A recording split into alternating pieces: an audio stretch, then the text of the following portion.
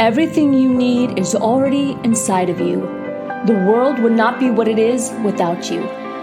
When we begin to create change within us, we begin to create change in the world around us. Your journey to becoming your best self as the whole person starts right now.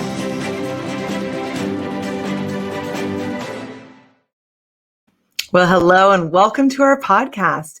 Whether you're watching us live on our Facebook page or perhaps you're listening to us in the car or on a light jog, we're excited to bring you today our special guest. He just moved from Santa Monica, California to Maui, Hawaii. So it looks like, John, we're going to be coming to visit pretty soon. John Patrick Morgan is here today. And let me tell you a little bit about him. He's so in line with our company brand. He is a philosopher and a champion for being. Do you love that? He leads a team of powerful creators, as so many of you listening are, who teach, coach, and guide thousands of people in being more free, loving, and powerful. By learning to embody the creative perspective, their clients achieve a nexus of outcomes, including spiritual growth, material success, and societal impact.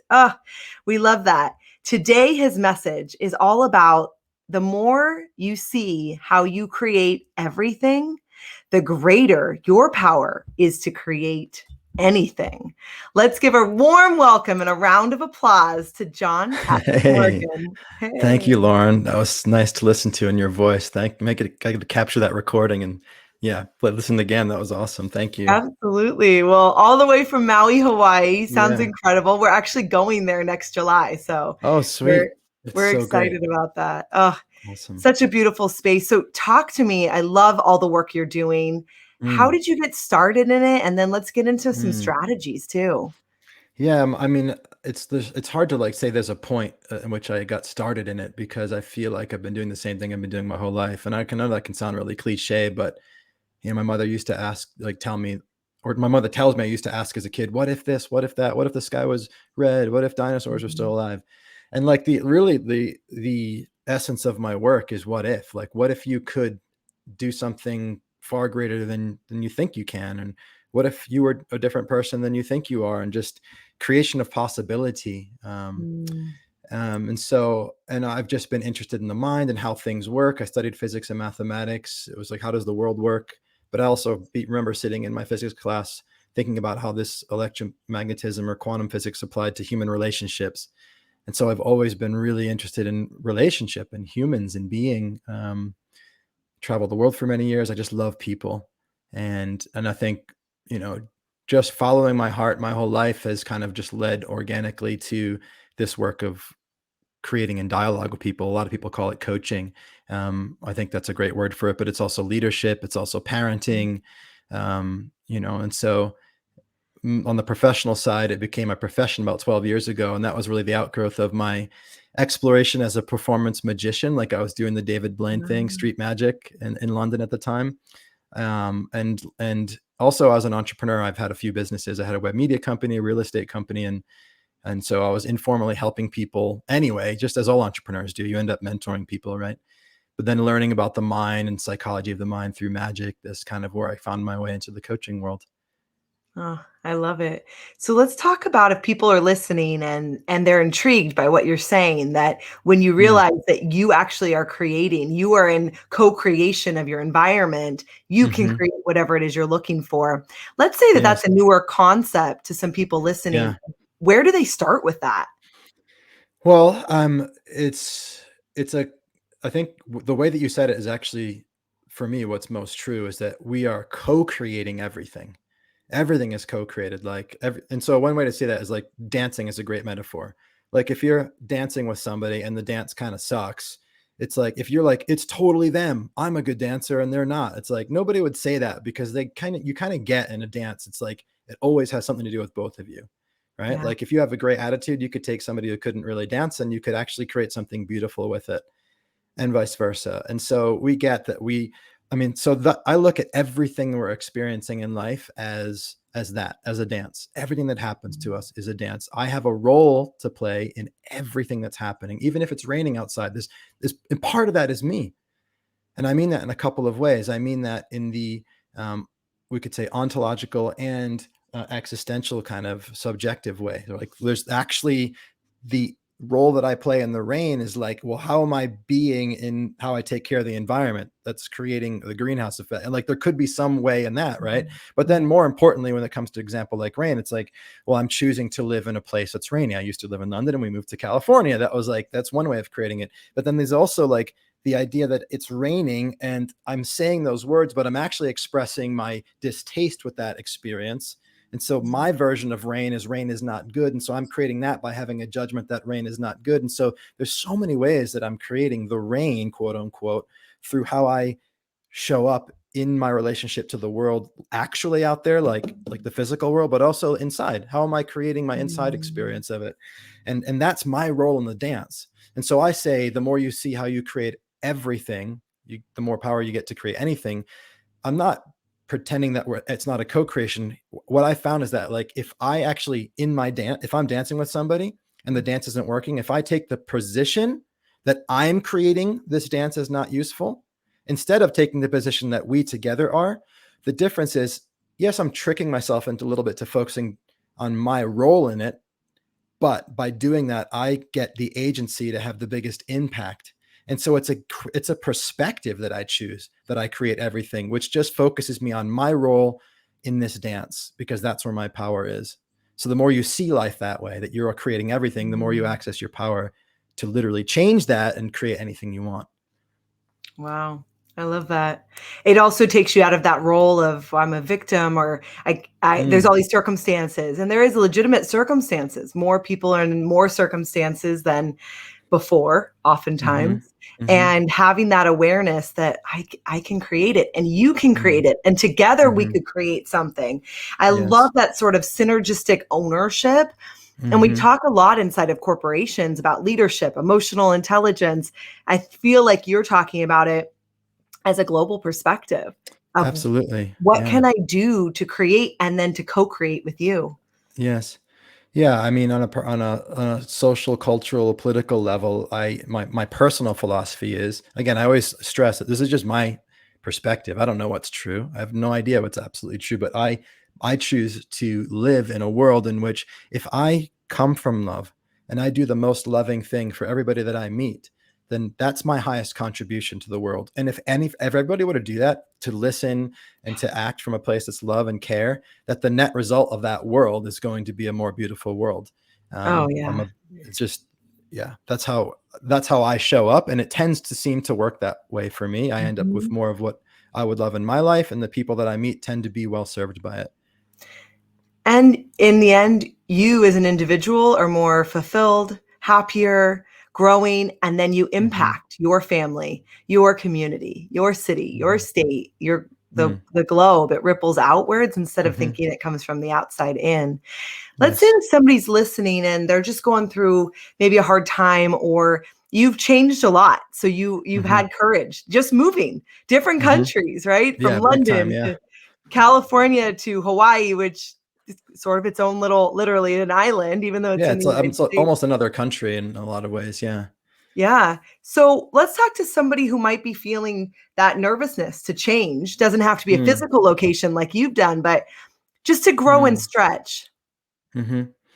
Yeah. My approach to fear is to slow down and go in and find out what I'm actually afraid of. Because a lot of times we're just living in relationship to a feeling, and we don't really know that actually that feeling is being generated by us. We're at effect to that internal experience. The feeling is real, and it's like, and then so I just have to either feel the fear and do it anyway, like push through it, which doesn't really create more freedom on the inside. It might create new free circumstances on the outside, but it's just going to come back again. And so I love using fear and discomfort as a way into understanding myself, knowing myself better. Like, give you an example. This morning, I got a message from a woman who saw one of my videos on Facebook from a while back that I was going to move to Maui. And she's been here 6 years, and she's quite concerned about the number of mainlanders moving here and the impact it's having on the housing market and people being displaced. And I'm actually really sensitive to that. I'm concerned about that. I'm, doing things to help to contribute in that world. But that doesn't mean that my inner child wasn't feeling, oh my gosh, I'm not welcome here. I'm not wanted. And then of course I'm not in contact with that right away. That's like, oh, well, who did she think she is? And there's the mind does its thing.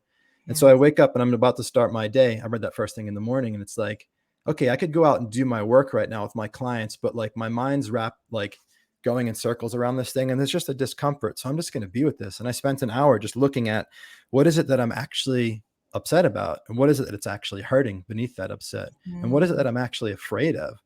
And to not be ashamed that this body acts like a baby most of the time. Like my body is like between 2 and 5 years old. That's what my body is. Like And on the the inside, emotions that go the with it, emotion, the right? nervous system, right? Yes. It looks like I'm older. In a lot of ways I am, like cognition and stuff, but like my body acts like it did when I was a kid. And so if I'm not able to hold my body and have it relax in the same way I am with my 5-year-old when he's having a tantrum, then like it's just going to get bigger, or it's going to come out sideways. I'm going to like be working too fast and be hurried and not as effective. And so, getting connected to that and then giving myself what I need in order to feel welcome and wanted, no matter how childish it might sound, because it helps me feel whole and complete and safe. Then I'm able to go out and have the conversations that put deals together and make money and have my team show up in a powerful way. I could do all the same things from that fear, and it wouldn't be as effective. Absolutely. We talk so much about the triggers, the emotional triggers inside of emotional intelligence. And I find that too. I have a 6-year-old, so a little older, and a 9-year-old. And I notice if I can actually even use that verbiage with them, you're talking about with your clients, both, all of it, because we're whole people. If I notice, that social media post actually made me feel triggered, but I didn't notice it. And then when I'm trying to put my kids to bed later tonight, they don't want to brush their teeth. And so I let it out maybe with them. But if I can catch it, as you're seeing, let me process what's going on right now. Let me deal with actually what was initially triggering. And then I'm way more conscious throughout the day. I'm a better wife. I'm a better mom. I'm better at work. As you're saying, you could be present. Yes. And that's like, and the way that the key point is like, if I can catch it, right? If I can catch it, then I'm able to do this. And so I have a number of things that I speak for myself that help to remind me to who I am, who I want to be, and who I am. And one of the first thing out of my mouth every morning is I am creation, constantly creating itself. And my being is primary. And what I mean by my being is primary is that it's more important who I'm being in my body. My state is more important than any particular possible outcome. It's more important than anything that I could do, any result that I can get.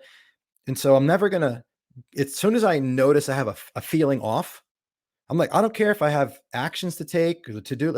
I'm not going to do any of it.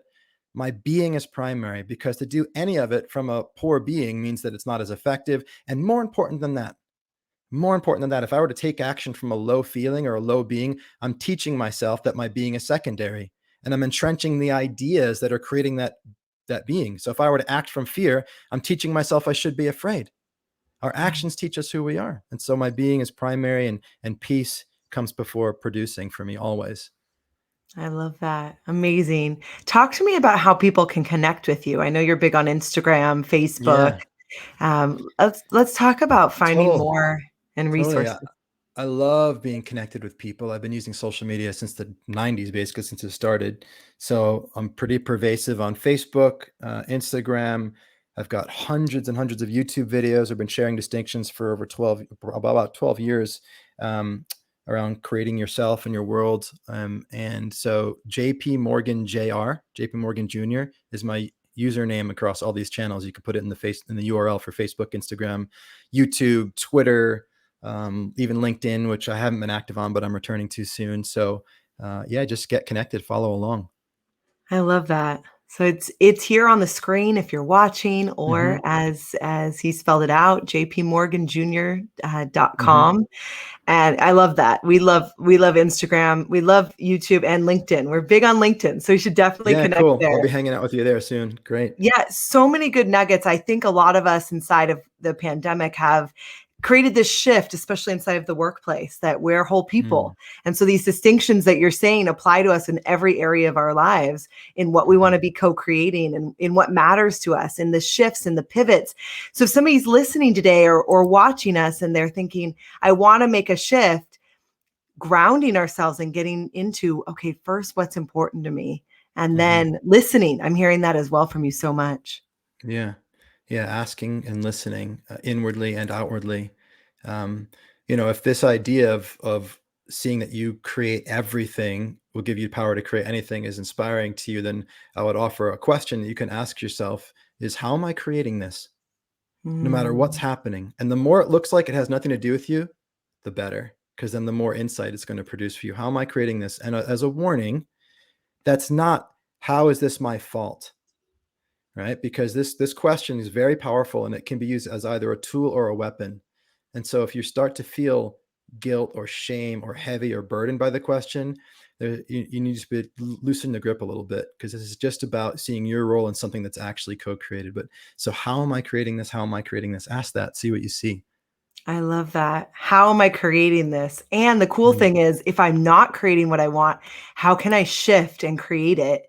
And I know Mm. you have some freebies as well as on YouTube and all of your Mhm. videos and resources.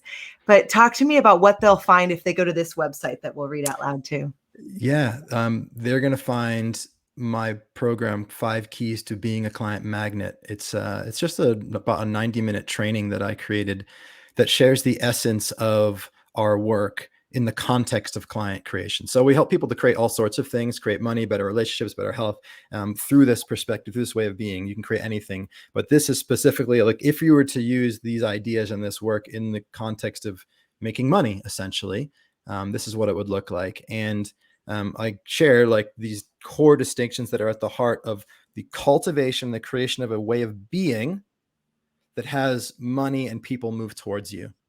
So it's like, some people are just charismatic and magnetic. It's like, well, yes, they are, but you can be too. I used, years ago, this started like 12 years ago when I started coaching in London, like I was doing dating coaching for men and for women.